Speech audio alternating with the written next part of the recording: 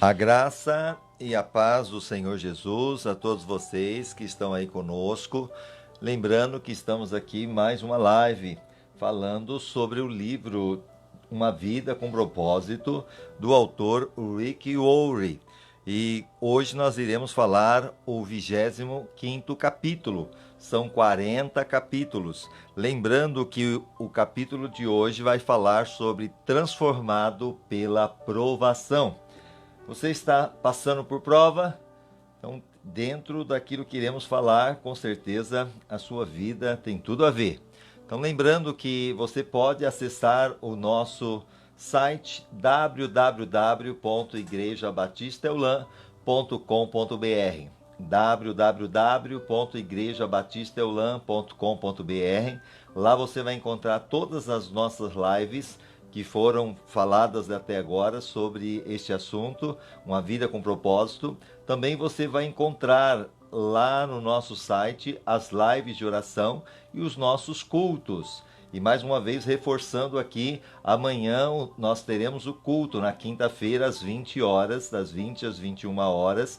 Iremos falar a parte 2, como enfrentar o tempo de crise, de dificuldade, tempos difíceis. Então amanhã eu te espero às 8 da noite e às 5 para o meio-dia nós teremos oração.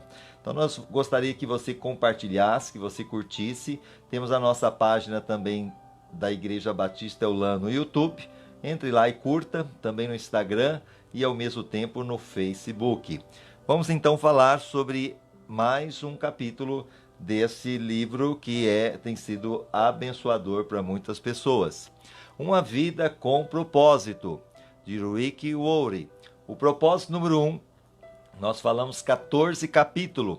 Você não está aqui por acaso. O propósito número 2, nós falamos do capítulo 15 até o 21. Você foi formado para fazer parte da família de Deus. O propósito número 3, nós falamos, você foi criado para se tornar semelhante a Cristo. No capítulo 22, 23, como crescemos. 24, transformado pela verdade. E agora 25, transformado pela provação. Olha o que nós temos aqui. Pois os nossos sofrimentos leves e momentâneos estão produzindo para nós uma glória eterna que pesa mais do que todos eles. Isso no original, em 2 Coríntios, capítulo 4, versículo 17, porque a nossa leve e momentânea tribulação produz para nós cada vez mais abundantemente um eterno peso de glória. Paulo está dizendo que a nossa leve e momentânea tribulação. E quando a gente olha para a vida de Paulo, ele passou por muitas lutas, mas ele compara que toda essa tribulação nada mais foi um período de transformação que Deus usou aí a provação. E isso com certeza teria um peso de glória, porque nós vamos desfrutar lá na eternidade aquilo que fizemos aqui e fomos aprovados e não reprovados. É o fogo do sofrimento que produz o ouro da santidade. Vou repetir. É o fogo do sofrimento que produz o ouro da santidade. Deus tem um propósito por trás de cada problema. Você sabia disso? Deus tem um propósito. Mesmo esse problema que estamos vivendo hoje. Pandemia, estamos vivendo tempos de desemprego, tempos difíceis. Problemas também até mesmo, como nós estamos vendo aí, pragas de gafanhotos e tantas outras coisas mais. Mas Deus tem um propósito em cada problema. Ele usa a circunstância para desenvolver nosso caráter. É agora, nesse tempo, que Deus vai desenvolver o nosso caráter, principalmente o caráter cristão, para ver se como que nós vamos nos sair diante dessa situação.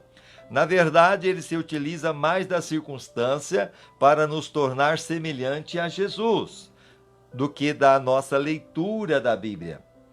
Então, lembrando, ainda que eu possa ler toda a Bíblia, a circunstância ele vai usar muito mais, até mesmo do que a própria palavra. A palavra ela vai transformar, ela vai entrar, mas é através, muitas vezes, aquele velho ditado, se não vem pelo amor, vai vir pela dor. Ele vai usar a circunstância para tratar conosco. A razão é óbvia, Você se defronta com a circunstância da vida 24 horas por dia, sim ou não? Porque mesmo que eu estiver dormindo, pode acontecer um imprevisto que a gente não está nem esperando. Jesus nos alertou dizendo que teríamos problemas no mundo. Olha João 16:33. Tenho-vos dito estas coisas para que em mim tenhais paz. Olha, em Jesus nós temos paz. No mundo tereis tribulações. Em outras versões fala aflições. Então ele já tinha nos alertado. Ele não disse que nós, como cristãos, agora junto a ele, não seríamos isentos de tribulação, de problema. Não, ele nunca falou isto. Mas o que ele garantiu? Tem bom ânimo. Eu venci o mundo. Nós vamos vencer também. Ninguém está imune à dor ou livre de sofrer. Até Jesus, que é o Filho de Deus, sofreu. Ele que poderia ser poupado, mas foi o que mais sofreu. E ninguém tem a oportunidade de atravessar a vida sem problemas. Mesmo a pessoa aí que talvez tenha todos os dinheiros, recursos do mundo, ele tem problema também. A vida é uma série de problemas. Toda vez que você resolve um, tem outro aguardando a vez, sim ou não? Você acaba de resolver um problema, mal acaba de respirar, aparece outro. Pedro nos assegura de que problemas são normais. Ele fala assim: queridos amigos, não se assustem nem se admirem quando vocês passarem pelas provas ardentes que estão para vir, pois isso não é coisa estranha, nem fora do comum que lhes vai acontecer. 1 Pedro 4, versículo 12. O que nós temos aqui, ele fala o seguinte, na versão original: amados, não estranheis a ardente provação que vem sobre vós para vos experimentar, como se coisa estranha vos acontecesse. Então ele fala que essa ardente provação vem para nos experimentar. Deus utiliza os problemas para trazê-lo para perto de si. Ou seja, Deus usa toda a situação para que nós chegamos mais perto dele. E com certeza não é diferente. Se tem alguém ainda que não está mais perto dele, é porque ainda está tudo bem, está dando tudo certo, está conseguindo aí o seu trabalho, a vida financeira está boa, a saúde está boa. Então muitas vezes a gente fica meio descansado porque está tudo bem. Mas quando a gente está na luta, na prova, não tem outro caminho. Nós temos que buscá-lo. E Deus usa essa situação para que nós possamos ser atraídos até Ele. A Bíblia diz: o Senhor está perto dos que têm um coração quebrantado e salva-os de espírito abatido. Então, quando nós estamos na luta, na prova, nós temos um coração quebrantado, sim ou não? Nós também temos um espírito abatido e Deus está próximo desses. Salmo 34, 18. Suas mais íntimas e profundas experiências de adoração ocorrerão provavelmente no dia mais sombrios. Vou repetir. Aquele momento de íntima comunhão com Deus e profunda experiência de adoração a Deus vai acontecer quando? Quando provavelmente você vai estar passando por dias sombrios. Quando o seu coração estiver partido, você se sentir abandonado, não tiver mais nenhuma opção, a dor for intensa e você buscar somente a Deus. É aí sim que você vai ter essa intimidade com Deus, que vai ser maravilhosa, uma experiência de adoração. É durante períodos de sofrimento que aprendemos a fazer nossas orações, porque é aí que nós abrimos o nosso coração, nós choramos, nos quebrantamos.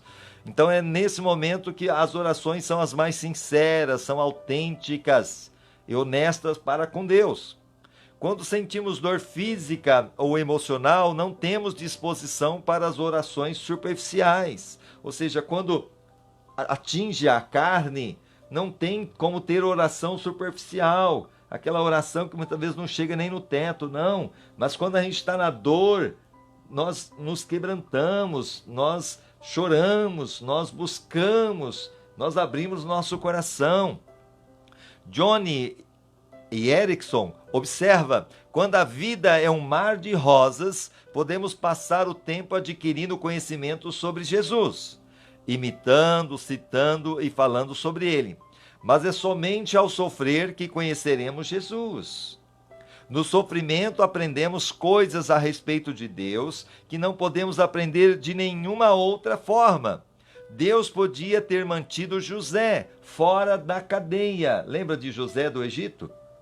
Ele que Deus foi vendido pelos próprios irmãos, se tornou escravo, depois foi preso. É claro que lá na frente se tornou governador de todo o Egito. Mas Deus podia ter livrado ele. Olha aqui em Gênesis 39, versículo 20 até o 22. Então o Senhor de José o tomou e o lançou no cárcere. A Potifar, ele agora lança José, porque foi ali falado que a mulher dele acusou, né, a mulher de Potifar, que José queria estuprá-la. E isso foi uma mentira. Mas Potifar, ele, é claro, deu ouvido à esposa do que um escravo. E ele agora coloca José para sendo preso no cárcere. E no lugar que os presos do rei estavam encarcerados. E ele ficou ali no cárcere. Deus podia ter livrado ele. O Senhor, porém, era com José, estendendo sobre ele a sua benignidade, dando-lhe graça aos olhos do carcereiro, o qual entregou na mão de José todos os presos que estavam no cárcere, e era José quem ordenava tudo o que se fazia ali. Mesmo na prisão, Deus honrou José, mas Deus poderia ter livrado. Mas, como nós estamos falando nesse capítulo, transformado pela provação. Um outro personagem que nós temos, Daniel, quando ele foi colocado na cova dos leões. Deus podia ter livrado ele. Olha Daniel 6, do 16 ao 23, eu pulei alguns pedacinhos, mas depois você fica à vontade para ler em casa. Então os presidentes e os sátrapas foram juntos ao rei e disseram-lhe assim: ó rei Dario, vive para sempre. Todos os presidentes do reino, os prefeitos e os sátrapas, os conselheiros, governadores concordaram em que o rei devia baixar um decreto e publicar o respectivo interdito, que qualquer que, por espaço de 30 dias, fizer uma petição a qualquer deus ou a qualquer homem, exceto a ti, ó rei, seja lançado na cova dos leões. Primeiramente, eles foram mentindo para o rei Dario, porque ele fala todos os presidentes do reino, e Daniel era um deles, mas Daniel não estava sabendo. Era uma artimanha deles para destruir Daniel. Mas olha agora o versículo 10. Quando Daniel soube que o edital estava assinado, entrou em sua casa, no seu quarto, em cima, onde estavam abertas as janelas que davam para o lado de Jerusalém, e 3 vezes no dia se punha de joelhos e orava, e dava graças diante do seu Deus, como também antes costumava fazer. Daniel, o decreto era para 30 dias não orar a nenhum deus, a não ser pedir para Dario. E quando Daniel ficou sabendo, a ordem era: quem desrespeitasse seria lançado na cova dos leões famintos. Daniel poderia dizer: só 30 dias? Eu vou esperar, passa rapidinho, não é verdade? Mas ele sabia que era mais arriscado deixar de orar. Deixar de orar. Ok? Então ele agora começa a orar. Como antes, orou 3 vezes ao dia. E mesmo quando ele estava em oração, Deus não livrou ele de ser lançado na cova dos leões. Por quê? Aquelas pessoas que tinham feito o decreto lá, o rei assinar, então aqueles homens foram juntos e acharam a Daniel orando e suplicando diante do seu Deus. Depois se foram da presença do rei e dizendo-lhe: este Daniel, que é dos exilados de Judá, e não tem feito caso de ti, ó rei, nem do interdito que assinaste. Antes 3 vezes por dia faz a sua oração. Ouvindo então o rei a notícia, ficou muito penalizado, porque o rei gostava de Daniel. E a favor de Daniel propôs dentro do seu coração livrá-lo, e até o pôr do sol trabalhou para salvar, mas era uma lei que nem o rei poderia mudar. Então o rei deu ordem e trouxeram Daniel e o lançaram na cova dos leões. Olha só, Daniel estava orando. Daniel podia dizer: Deus, o Senhor poderia ter me livrado, mas Deus permitiu ele entrar dentro da cova dos leões famintos. Ora, disse o rei a Daniel: o teu Deus, a quem tu continuamente serve, ele te livrará. E uma pedra foi trazida e posta sobre a boca da cova, e o rei o selou com seu anel, e com o anel dos seus grandes, para que no tocante a Daniel nada se mudasse. O 19, então o rei se levantou ao romper do dia e foi com pressa à cova dos leões. E chegando-se à cova, chamou por Daniel com voz triste, e disse o rei a Daniel: ó Daniel, servo do Deus vivo, dar-se-ia o caso que o teu Deus, a quem tu continuamente serve, tenha podido livrar-te dos leões? Porque ele passou a noite toda com leões famintos. Então Daniel falou ao rei: ó rei, vive para sempre. Olha que coisa linda! O meu Deus enviou seu anjo e fechou a boca dos leões, e eles não me fizeram mal algum, porque foi achada em mim inocência diante dele. E também diante de ti, ó rei, não tenho cometido delito algum. Então o rei muito se alegrou e mandou tirar a Daniel da cova. Assim foi tirado Daniel da cova e não se achou nele lesão algum, porque ele havia confiado em seu Deus. Ele teve essa experiência. Deus mandou ali um anjo que tapou a boca dos leões. Mas ele só conseguiu ter essa experiência por causa da permissão de Deus de passar ali pela cova dos leões. Ele ser lançado ali, apesar dele ser uma pessoa justa. Olha agora, Deus poderia ter evitado que Jeremias fosse lançado em um poço de lama. Já pensou? Você ser colocado num poço, o poço é profundo, e ali ser colocado um poço que não tinha água, mas tinha lama. Jeremias, por falar a palavra de Deus, foi lançado num poço de lama. Olha Jeremias 38, versículo 6. Então tomaram a Jeremias e o lançaram na cisterna de Malquias, filho do rei, que estava no átrio da guarda, e desceram Jeremias com cordas. Mas na cisterna não havia água, senão lama, e atolou-se Jeremias na lama. Olha só, Jeremias passou por essa experiência. E Deus poderia ter livrado, mas é permissão de Deus para crescimento. Ele teve uma experiência com Deus ali naquela situação. E nós também, quando passamos, como estamos passando hoje, né, a pandemia, aí, o coronavírus, desemprego, problema, se você buscar o Senhor, se você crer, você vai ter lindas experiências para contar depois, em nome de Jesus. Impedido os 3 naufrágios de Paulo. Já pensou o apóstolo Paulo 3 vezes o navio que ele estava naufragou? Olha 2 Coríntios 11, 25. 3 vezes fui açoitado com varas. Aqui ele está dizendo que não somente o naufrágio, mas a luta que ele passou. Ele foi açoitado com varas. Uma vez fui apedrejado. Imagina só. 3 vezes sofri naufrágio. E uma noite e um dia passei no abismo. Tudo isso, a Bíblia fala que Paulo passou. Deus poderia ter livrado. E impedir, aqui também Deus poderia ter evitado que os 3 jovens hebreus fossem jogados na fornalha, em chamas.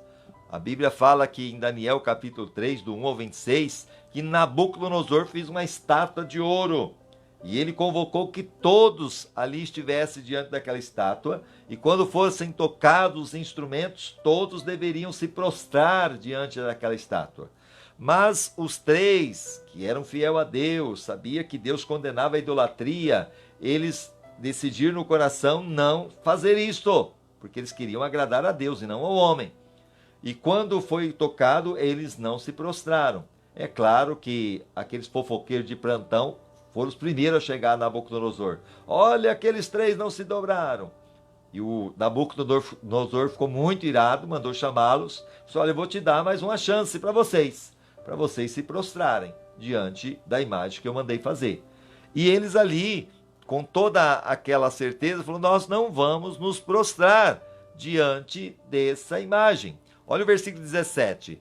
Eis que o nosso Deus, a quem nós servimos, pode nos livrar da fornalha de fogo ardente, e ele nos livrará da tua mão, ó rei. Mas se não, fica sabendo, quer dizer, se não nos livrar, fica sabendo, ó rei, que não serviremos a teus deuses, e nem adoraremos a estátua de ouro que levantaste. E quando eles falaram isso, Nabucodonosor ficou muito irado, mandou aquecer 7 vezes a fornalha, mais do que era costume, e mandou lançar os 3 jovens lá dentro daquela fornalha. E quando eles foram lançados ali, a Bíblia fala que o rei, olhando para dentro da fornalha, disse: eu, porém, vejo ali, ele disse, olha, mandamos 3, mas eu vejo 4 homens, no versículo 25 do capítulo de Daniel, capítulo 3. Ele fala assim: eu vejo ali 4 homens soltos. E eles foram lançados amarrados. Foram 3. Agora o Nabucodonosor estava vendo 4. Que andam passeando dentro do fogo. Eu pergunto, tem como passear dentro do fogo? Jamais. Mas por causa que Deus permitiu eles serem lançados dentro daquela fornalha, e por eles confiarem em Deus, eles tiveram essa experiência linda. Não somente para contar, mas também para que outros pudessem ver e acreditar. E nenhum dano sofrem, e o aspecto do quarto é semelhante a um filho dos deuses, o próprio Cristo. Lembrando que Jesus não veio através ali de Maria, ainda que ele foi concebido por ela, mas Jesus, ele é Deus, ele já existia antes mesmo de Maria, e ele estava lá, com Sadraque, Mesaque e Abednego.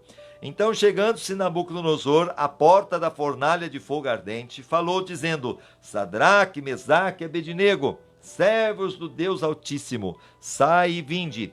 Logo Sadraque, Mesaque e Abednego saíram do meio do fogo. Olha que experiência! Mas Deus poderia ter livrado eles, mas não teria essa experiência para contar. Mas não fez. Ele deixou que esses problemas ocorressem, e em decorrência deles, cada um desses homens foi trazido para mais perto de Deus. Então, como eu disse, Daniel foi trazido para mais perto de Deus, Sadraque, Mesaque e Abednego foi trazido para mais perto de Deus, Jeremias foi trazido para mais perto de Deus, Paulo foi trazido para mais perto de Deus, também Daniel foi trazido para mais perto de Deus, ok? Todos esses homens, José, todos esses, por causa dessas experiência, eles vieram mais perto de Deus. A provação trouxeram eles mais perto de Deus. Voltando aqui, os problemas nos forçam a olhar para Deus e a depender dele. Você está passando por problema?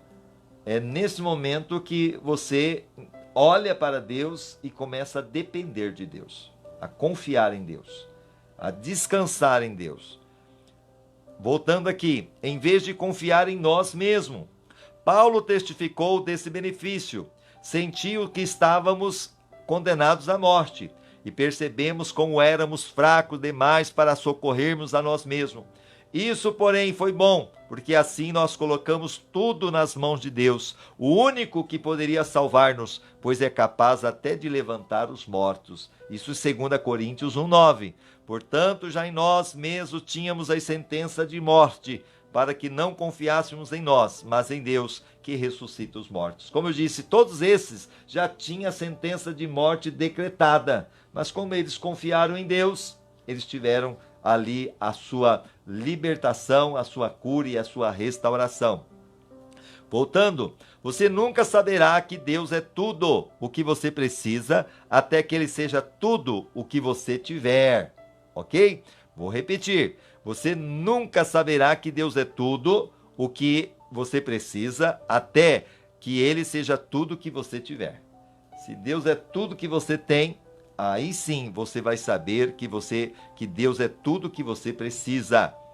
Independente da causa, nenhum dos seus problemas poderia acontecer sem a permissão de Deus, ok? Tudo que ocorre a um filho de Deus é filtrado por Ele, e Ele pretende usar tudo isso para o bem.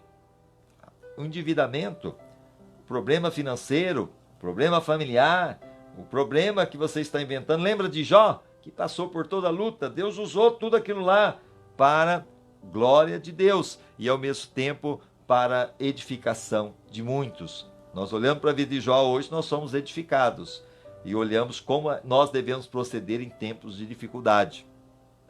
Tudo que ocorre a um filho de Deus é filtrado por ele.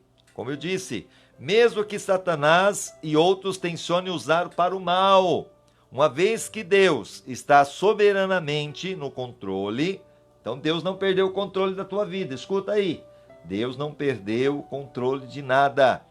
Acidentes são apenas circunstância do plano de Deus para você. Como todos os dias da sua vida foram escritos no calendário de Deus antes que você nascesse. Você sabia que Deus sabe de tudo o que vai acontecer com você? Porque Deus do princípio, Ele sabe, Ele é soberano. Ele é onipotente, Ele pode todas as coisas. Ele é onisciente, Ele sabe de todas as coisas. E Ele é onipresente, Ele está em todo lugar ao mesmo tempo. Salmo 139, 16. Os teus olhos viram a minha substância ainda informe, e no teu livro foram escritos os dias, sim, todos os dias que foram ordenados para mim, quando ainda não havia nenhum deles. Quer dizer, mesmo antes de existir, Deus já sabe tudo o que ia acontecer na tua vida e na minha vida. Ele sabe. Você não sabe, eu não sei. Mas Ele sabe de tudo, entendeu? Mas Ele quer que nós venhamos a escolher aquilo que agrada o coração dele. Lembrando que a escolha compete a nós. Temos o livre-arbítrio. Tudo que acontece com você tem significado espiritual. Sabia disso? Tudo. Romanos 8, 28 e 29 explica porque sabemos que Deus age em todas as coisas de modo que trabalhem em conjunto para o bem daqueles que amam e são chamados de acordo com o seu propósito. Pois Deus conhecia de antemão as pessoas e escolheu para se tornarem iguais ao seu Filho. Romanos 8, 28 e 29. E sabemos que todas as coisas cooperam para o bem daqueles que amam a Deus. Você ama a Deus? Deus vai usar todas as coisas que você está enfrentando, a pandemia, o problema financeiro, tudo. Ele vai usar tudo isso para o quê? O bem. Ele vai reverter o mal em bênção. Daqueles que são chamados segundo o seu propósito, porque os que dantes conheceu também o predestinou para ser conforme a imagem do seu Filho, a fim de que ele seja o primogênito entre muitos irmãos. Lembra de José? Os irmãos o venderam e ele passou por tudo aquilo lá. Lá na frente Deus exalta José, coloca como governador do Egito e ele tem um encontro com os irmãos. Agora ele tinha o poder de até mesmo matar os irmãos, mas os irmãos temeram. E agora quando eles temem, José falou, não se preocupem. O mal que vocês intentaram, Deus reverteu em bênção. Aleluia! Todo mal que intentam contra nós, o Senhor vai reverter em bênção. Creia nisso.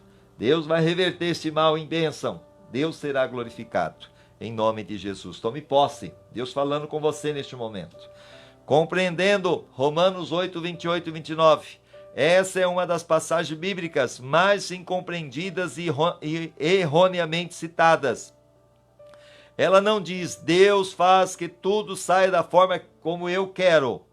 É lógico que isso não pode ser verdade. Também não diz, Deus faz que tudo na terra acabe com um final feliz.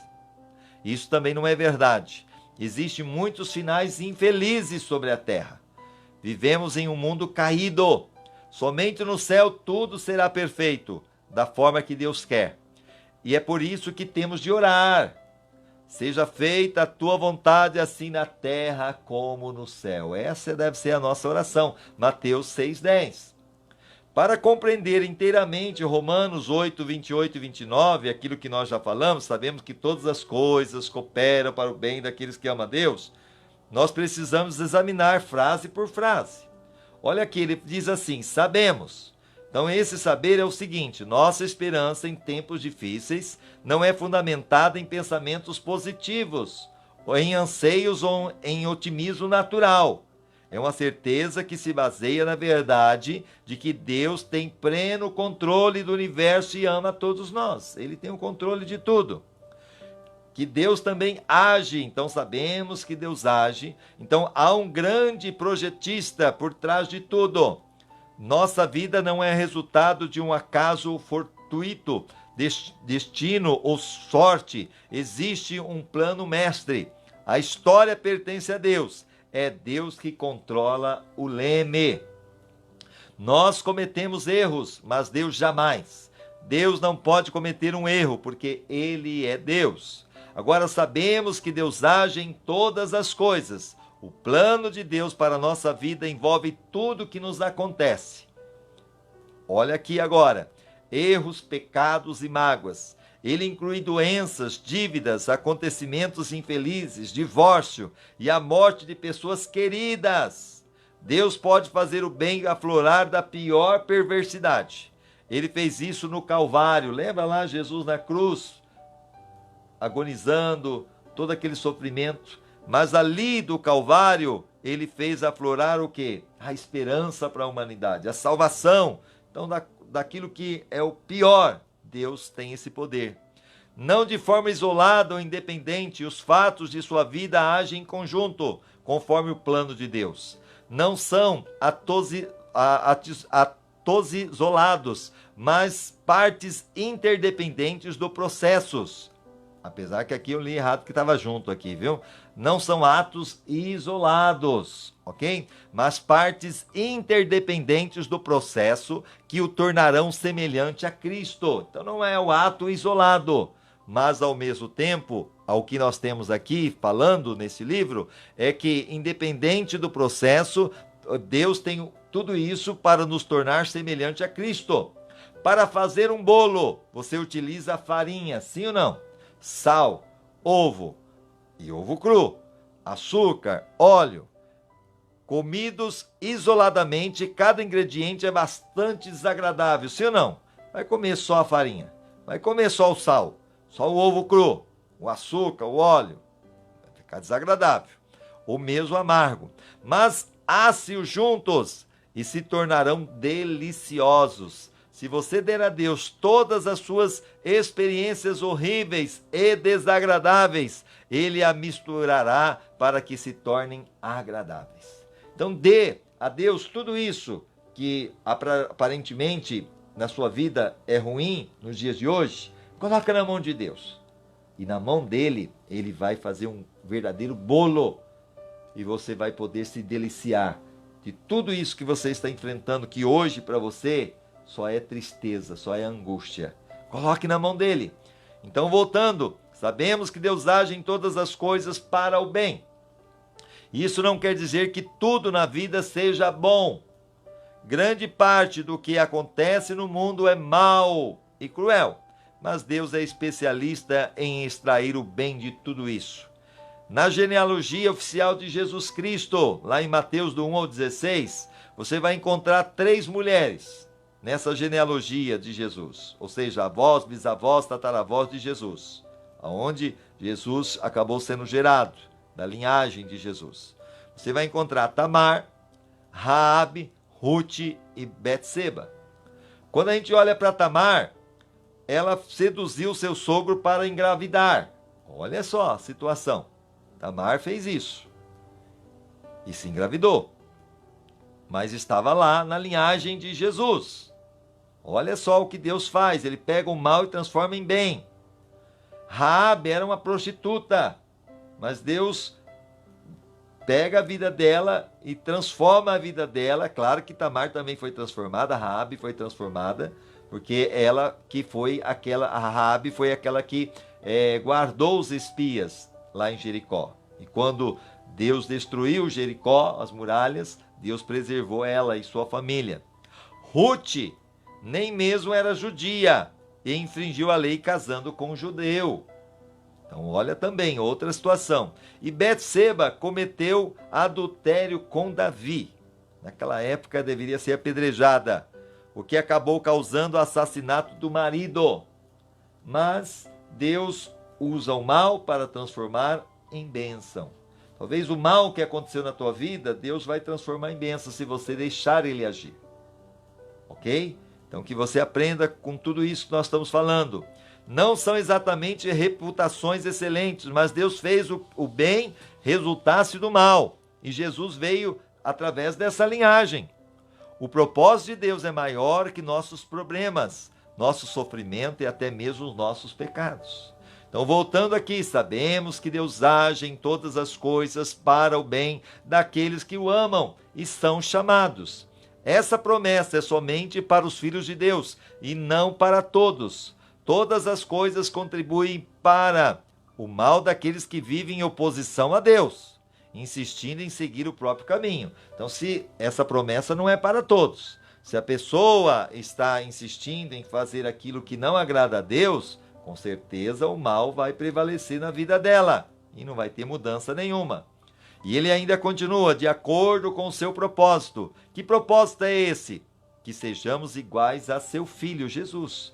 Tudo que Deus deixa acontecer na nossa vida é permitido por causa desse propósito. Ou seja, lembra tudo que Jesus passou? Teve fome, teve sede, foi tentado, foi humilhado, ele foi pobre, ele teve várias situações, mas ele de maneira nenhuma perdeu a sua essência, o seu caráter. Então que isso possamos aprender com Jesus. E olha que ele, sendo Deus, se fez homem. Ele tinha todo o direito também de fazer aquilo que fazemos, mas ele optou em não fazer.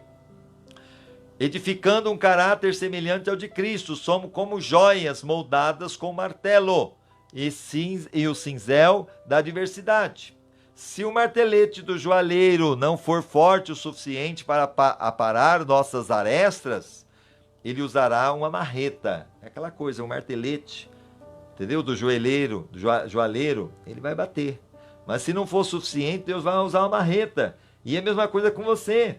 Deus está falando, usando situações, vários casos. Deus está mostrando para você, mas você está com o coração endurecido, não quer obedecer. Muitas vezes sabe que essa é a vontade de Deus, o propósito dele na tua vida, e você quer continuar do seu jeito. Deus está usando muitas vezes agora o martelete, mas se for o caso, ele vai usar a marreta. Mas é para o teu bem, ele vai usar o mal para reverter em bênção. Se formos realmente obstinados, ele utilizará uma britadeira. Se você endureceu o coração, lembra de Faraó que endureceu o coração? Chegou uma hora que ele não teve. Como que você vai lutar contra Deus? Não tem como. Usará o que for necessário. Cada problema é uma oportunidade para edificação do caráter. Então Deus está usando esse problema que você está enfrentando. Qual é o problema que você está passando? Deus vai usar esse problema para edificar o seu caráter, o meu caráter. E quanto mais difícil for, maior será o potencial para o desenvolvimento de músculos espirituais e de fibra moral. Paulo disse: sabemos que essas dificuldades produzem paciência, e a paciência produz um caráter. Romanos 5, 3 e 4. E não somente isso, mas também gloriemo-nos nas tribulações, sabendo que a tribulação produz perseverança, a perseverança, a experiência, a experiência, a esperança. O que é isto? Caráter. Deus trabalhando em nosso caráter. O que acontece exteriormente em sua vida não é tão importante tanto quanto o que acontece dentro de você. Então aquilo que acontece por fora de você não é tão importante quanto aquilo que acontece dentro de você. As circunstâncias da vida são temporárias, mas o caráter durará para sempre. A Bíblia frequentemente compara as provações ao fogo, que refina o metal queimando as impurezas. Olha o que diz Pedro: essas dificuldades vêm para provar que a sua fé é pura. Essa pureza de fé vale mais do que o ouro. Olha 1 Pedro 1,7. Para que a prova da vossa fé, mais preciosa do que o ouro que perece, embora provado pelo fogo, redunde para louvor, glória e honra na revelação de Jesus Cristo. O ouro, para ele ficar puro, ele tem que ser passado pelo fogo para tirar as impurezas. E assim não é diferente. Para nós também ser tiradas as impurezas, nós passamos pelo fogo, que nada mais é do que as provações, as tribulações, para moldar o nosso caráter. Foi feita a seguinte pergunta a um ourives: como você sabe que a prata é pura? Ele respondeu: quando vejo o meu reflexo nela. Quando você é refinado pelas provações, as pessoas podem ver o reflexo de Jesus em você. Aleluia! As pessoas vão olhar e vão dizer: você tem o olhar de Cristo, você tem as palavras de Jesus, você tem o jeito de Jesus, você é diferente, você tem um brilho de Deus. Tiago disse: sob pressão a sua fé é forçada para fora e verdadeiramente se expõe. Tiago 1,3, sabendo que a aprovação da vossa fé produz a perseverança. Vou repetir: sabendo que a aprovação da vossa fé produz perseverança. visto que Deus tenciona torná-lo semelhante a Jesus. Ele o fará passar pelas mesmas experiências que Jesus passou. Isso inclui solidão. Jesus teve solidão, sabia disso? Os discípulos o abandonaram quando ele foi preso. Ele foi tentado. Ele teve pressão. Imagina a pressão que Jesus passou diante ali dos acusadores. Foi criticado. Não é fácil receber crítica. Foi rejeitado. E muitos outros problemas. A Bíblia diz que Jesus aprendeu a obedecer por meio dos seus sofrimentos e foi aperfeiçoado por meio dos seus sofrimentos. Hebreus 5, 8 e 9. Ainda que era filho, aprendeu a obediência por meio daquilo que sofreu. Tendo sido aperfeiçoado, veio a ser autor de eterna salvação para todos que obedecem. Porque Deus nos eximiria de passar por aquilo que permitiu que o seu próprio Filho passasse. Ou seja, se Jesus, que é Jesus, passou, eu sou melhor que Jesus, você é melhor que Jesus? Jamais. Paulo disse, enfrentamos exatamente o que Cristo enfrenta. Se enfrentamos tempos difíceis com Ele, então certamente enfrentaremos tempos agradáveis com Ele. Lembra que Jesus hoje está na glória. Está sentado à direita do Pai, ressuscitou, vivo está, realmente foi glorificado. E assim também, se nós permanecermos, também receberemos tudo que Jesus recebeu.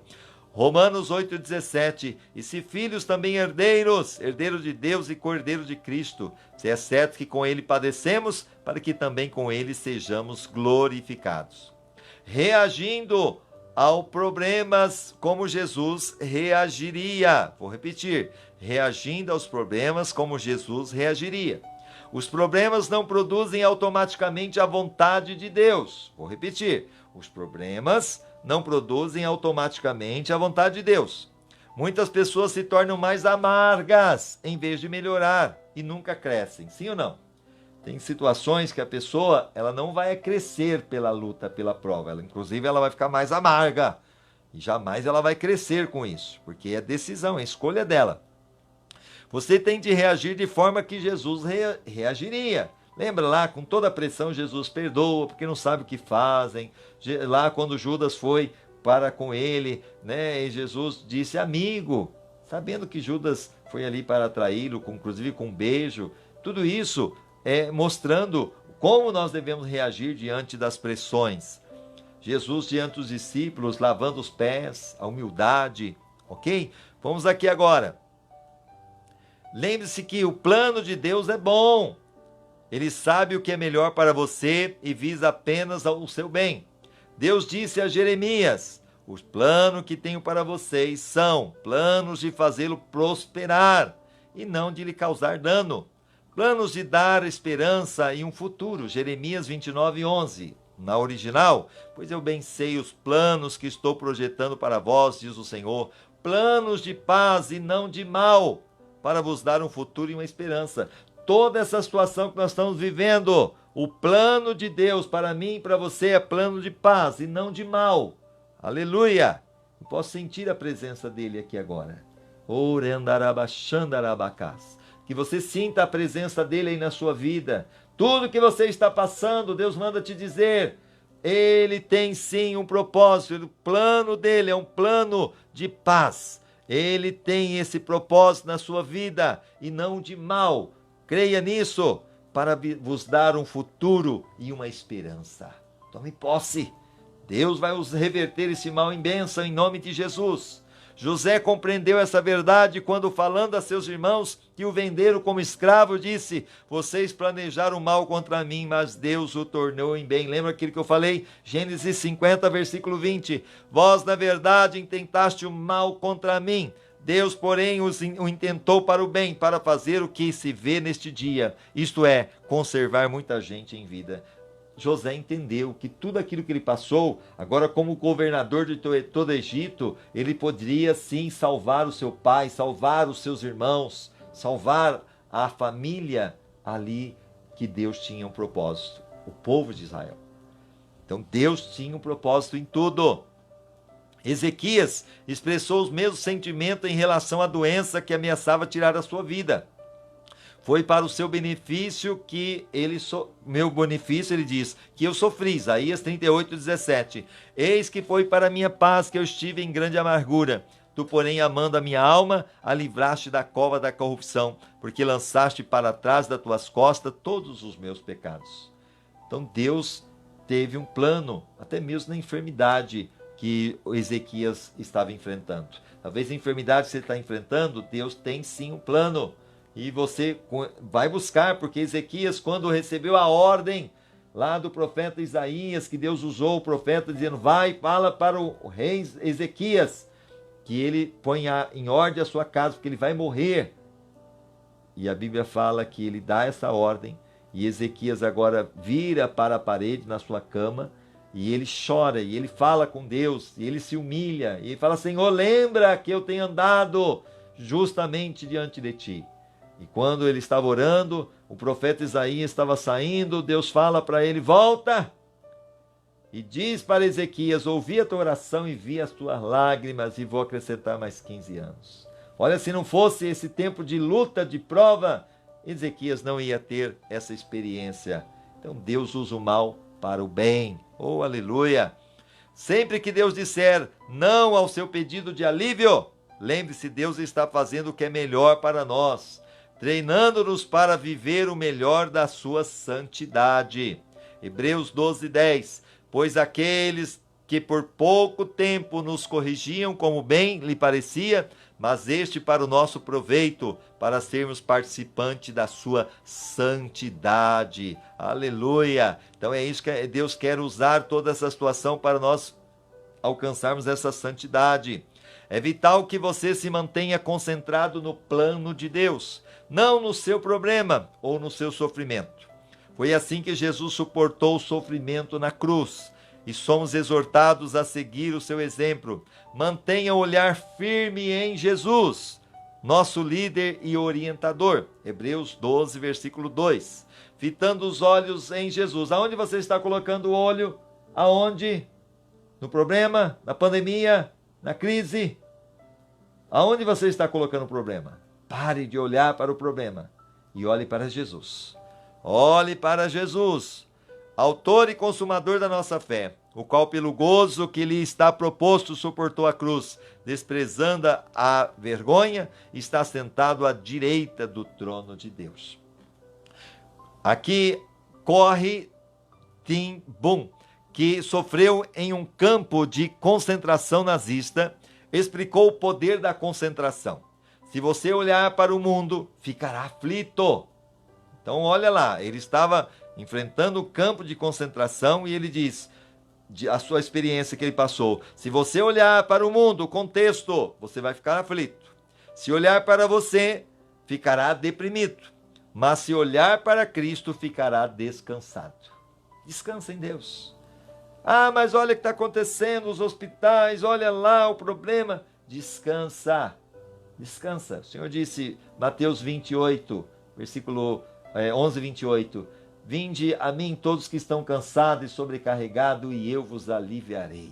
Descansa no Senhor. Deus está mandando você hoje descansar. Descansa. Esse é o propósito de Deus na tua vida. Descanse diante da circunstância que você está vivendo. Acredite, Ele vai moldar, Ele vai trabalhar, Ele está agindo. Seu enfoque determinará os seus sentimentos.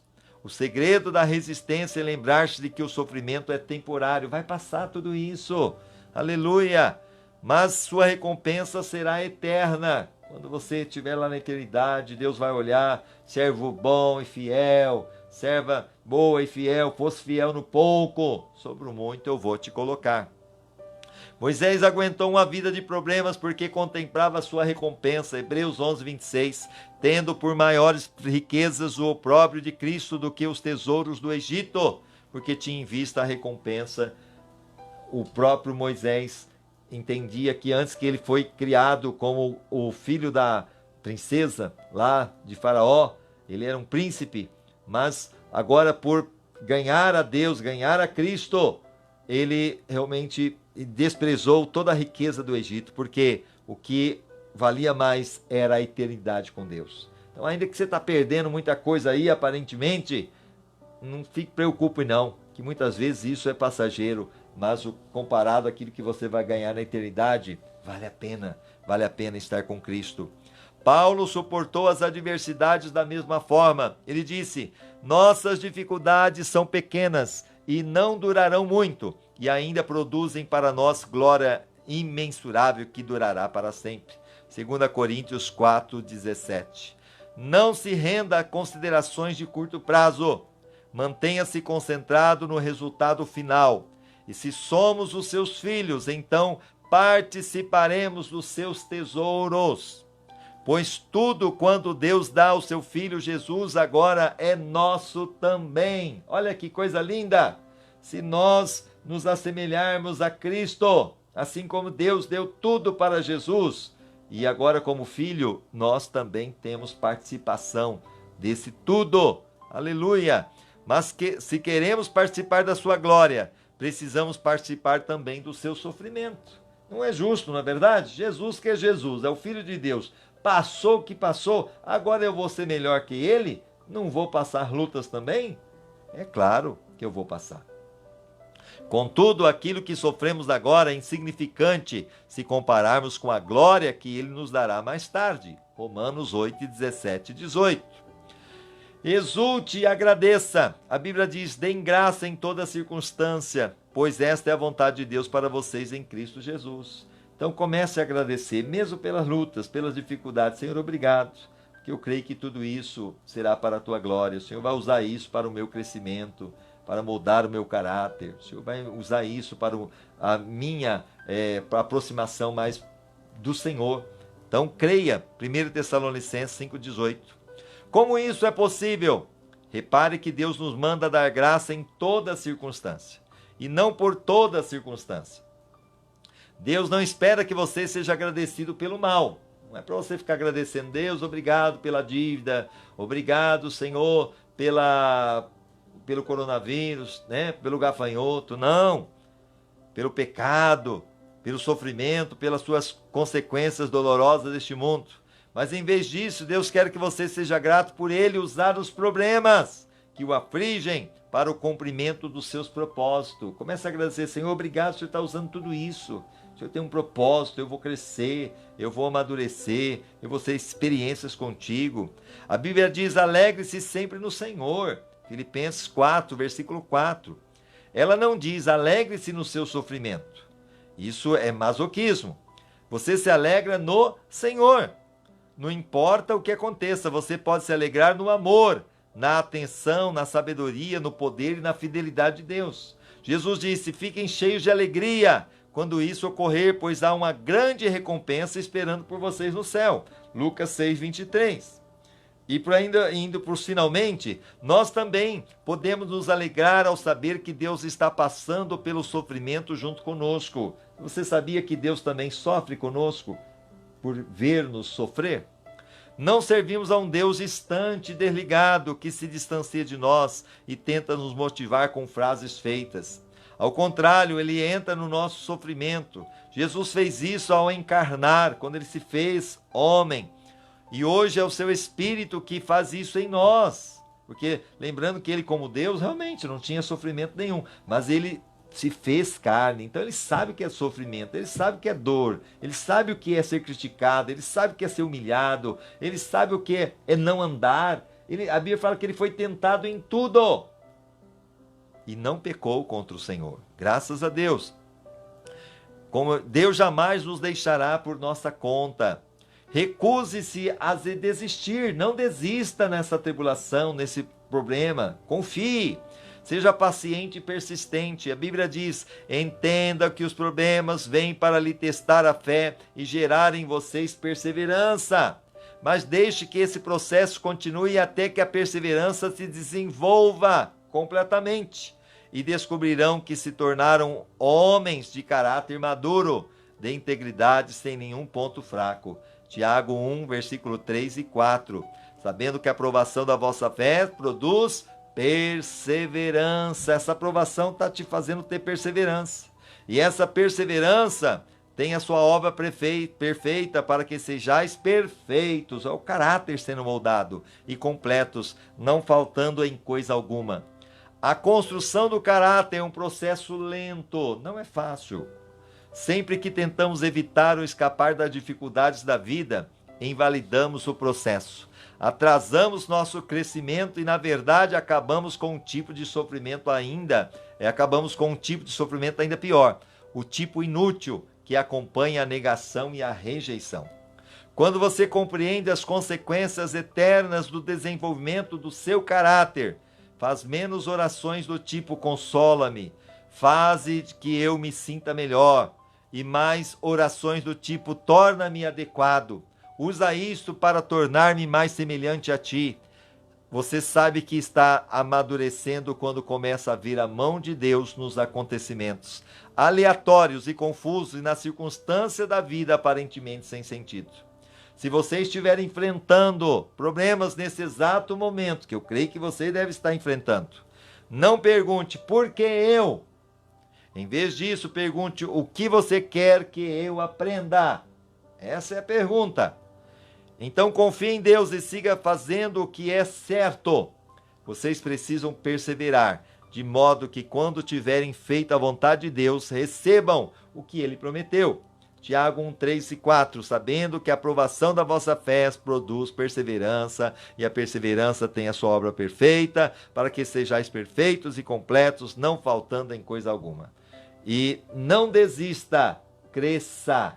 É um crescimento. Todo o processo é você estar crescendo. E aí sim terminamos o 25º dia, pensando sobre o meu propósito. Um tema para reflexão. Existe um propósito por trás de cada problema. Existe um propósito. Um versículo para memorizar. Romanos 8, 28. E sabemos que todas as coisas cooperam para o bem daqueles que amam a Deus, daqueles que são chamados segundo o seu propósito. E uma pergunta para meditar. Qual problema na minha vida me trouxe mais crescimento? Vou repetir. Qual problema na minha vida me trouxe mais crescimento? Vamos orar?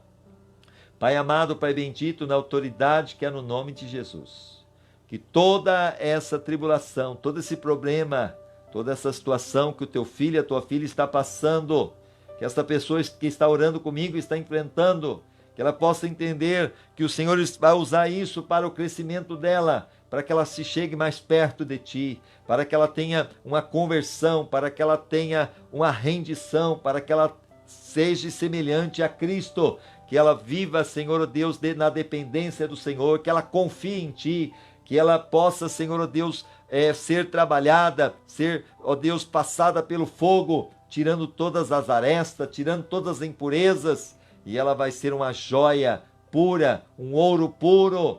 Ó Deus, que o teu nome será glorificado, que ela possa entender que tudo isso vai passar, é passageiro, e ela vai poder glorificar o teu nome. Obrigado pelo teu cuidado na vida desta pessoa, que ela sinta o teu poder, que ela sinta a tua graça e a tua misericórdia. É o que eu te peço em nome de Jesus. Amém e amém. Deus abençoe você, lembrando que você pode acessar o nosso site www.igrejabatistaeulam.com.br www.igrejabatistaeulam.com.br. Lá você vai ver todas as lives até agora. Nós estamos no capítulo 25. Tem ainda até o 40. Mas esse que você não acompanhou, se quiser acompanhar, você pode acompanhar no nosso site. Também amanhã à noite, às 20 horas, nós temos o nosso culto, as 7 semanas com Deus. Espero você para fazer uma corrente, 7 semanas, um propósito, que nada mais é, 7 semanas você vai ouvir a palavra vai gerar no seu coração a fé. Inclusive, nós estamos falando sobre como enfrentar tempos difíceis. Então amanhã iremos falar a parte 2. E amanhã a nossa live da oração será às 11h55, porque temos o culto à noite. Um abraço para você no coração, fique com Deus e lembrando que unidos somos mais fortes. Deus abençoe, em nome de Jesus. Amém e amém.